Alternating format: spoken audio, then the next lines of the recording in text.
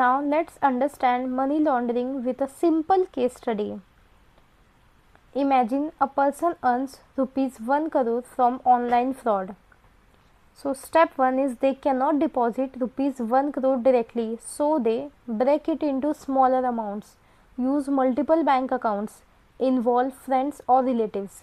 Step 2, they move money between accounts through businesses, sometimes across borders. Step 3, they invest the money in a restaurant, real estate, stock markets. After some time, they show business profits, rental income, investment returns.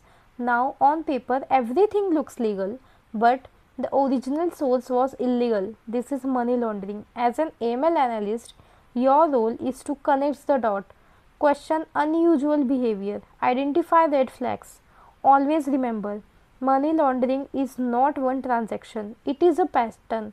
That mindset is crucial. Thank you.